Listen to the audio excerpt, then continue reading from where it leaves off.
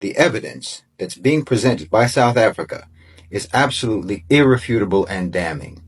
Their case is supremely well evidenced and meticulously detailed, and literally cites the genocidal words of Israeli officials themselves, including Netanyahu himself, and directly connects those words with the actions of the Israeli military in Gaza. So it's absolutely a devastating case, and it's impossible, frankly, to argue against it. Certainly it's impossible to argue against it with any degree of seriousness or with any comparable standard of evidence and reason as is being presented by the prosecution.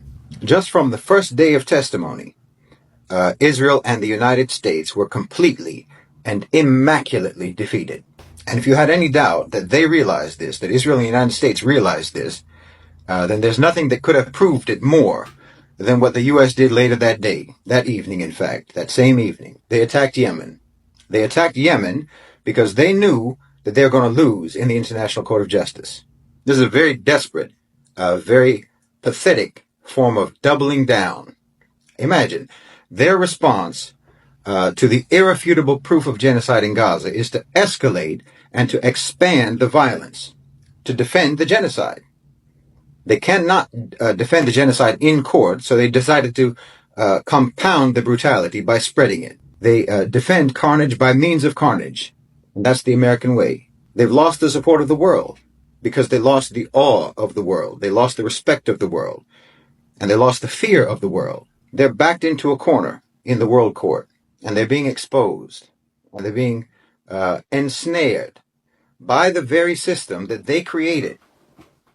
The system that they created to protect their impunity and to persecute their opponents. The mechanisms of law that they constructed to oppress and to persecute and to immunize themselves is now being turned against them. So they resort to what they always resorted to. They resort to what they created that whole system to enable them to do, which is savage, primitive, brute force and violence. The layers are being peeled away. The veneer is being stripped off. You know, America has been king of the hill for all these years. And they're being pulled down that hill. And not only that, the hill itself is pulling them down. And all they can do is lash out. I'm telling you, what we're seeing right now is a victory. Their vicious, barbaric instincts are only accelerating their downfall. By attacking Yemen, they're just showing the world, and showing the world court, that yes, it is genocide in Gaza, and it is genocide in Gaza because we think our capacity for violence makes us superior, makes us supreme, and our capacity for violence entitles us to be violent. And so what? What are you going to do about it, world?